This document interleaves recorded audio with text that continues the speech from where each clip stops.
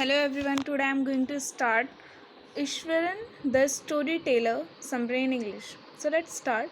Ishwaran's story was told to Ganesh by Mahindra, who worked as a junior supervisor at different construction sites. As Mahindra was unmarried, he was able to live in the temporary shelters provided by the construction company. Ishwaran accompanied Mahindra wherever he went. He was an advantage to him as he provided him company, cooked food for him, and even washed his clothes. Mahindra says the Ishwaran would gather all the things required to prepare a meal within no time. Every morning, Mahindra would get ready, eat his breakfast, take his lunch along, and go for his work. In the meantime, Ishwaran would clean the living place, wash the clothes, take a bath, eat his lunch, read his favorite Tamil story book, and take a nap. In the evening, Ishwaran would entertain Mahindra with his story.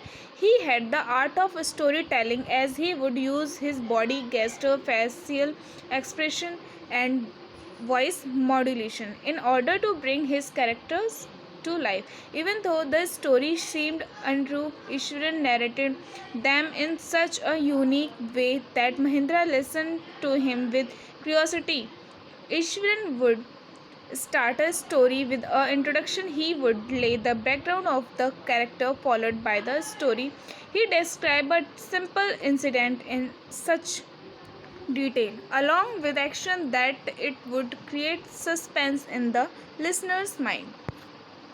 Once he told Mahindra the story of an elephant that had escaped from the jungle and entered the town. The beast reached Ishwara school as it destroyed the school property. All the students locked themselves up in the classrooms at that time. Ishwaran was studying in one of the junior classes. He was watching the incident from the rooftop. He took a stick from the teacher and came downstairs in the ground. He walked toward the elephant as it threatened to attack him. Ishwaran was not scared of it. He gathered all his strength and hit the elephant on its toenail quickly. This attack stunned the elephant. It fainted and fell on the ground. He did not complete the story and said that he was getting late for the dinner. He went to get the dinner, but Mahindra was curious to know that what happened next. As Ishwaran did not continue with the story, Mahendra had to remind him that the ending was pending. Then Ishwaran said that a veterinary doctor was called. He brought the elephant back to consciousness, and after 2 days, how was called who took the elephant back to the jungle. Mahendra asked Ishwaran that how did he manage to overpower the hug beast. Ishwaran replied that he used the technique of a Japanese martial art watch, which was either karate and jujutsu. He had read about it somewhere that the martial art was able to make a person unconscious by paralyzing the nervous system. Every day Ishwaran would narrate one or the other story which was entertaining or him and fulfilled the absence of a television in his living quarter. One morning, Ishwaran asked him permission to cook a special dinner as it was the day when they cooked meal of the day, elders of the family. That evening, Mahendra enjoyed a tasty meal and complimented Ishwaran on his cooking skills. As Mahendra was relaxing after the meal, to his dislike, Ishwaran started narrating a story related to ghosts and supernatural power. He said that the factory area where they lived was earlier a burly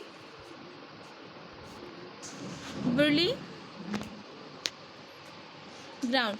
Oh, the very first day he had seen a human skull lying around, he added that he was not afraid of ghosts and saw many bones and skulls. On a full moon night, he saw an ugly ghost of a woman who had a shrunken face, matted hair, and held an unborn baby in its arms.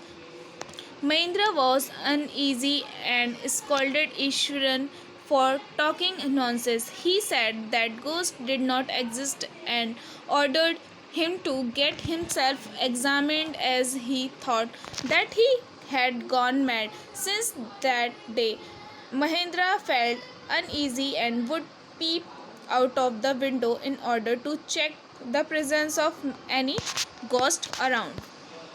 One night Mahendra woke up from his sleep as he heard someone crying. At first he thought that it was a cat looking for mice. As the sound became more harsh and beep, Mahendra could not ignore it and gave into the desire of peeping out of the window. As he looked out, he saw the white moonlight and a dark shadow holding a bundle in its arm.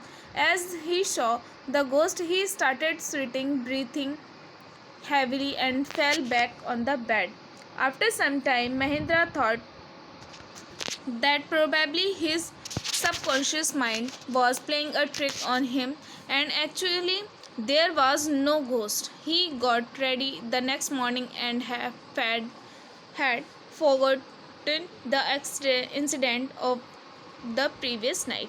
Ishwaran greeted him and gave him his lunch bag. He said that a few days ago Mahendra had scolded him for discussing the ghost, but last night he saw it himself. Ishwaran had heard Mahendra crying at night.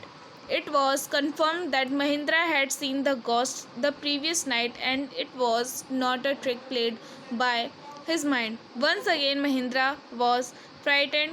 He left in a hurry and resigned from the job. He could not leave at the haunted place for a single day.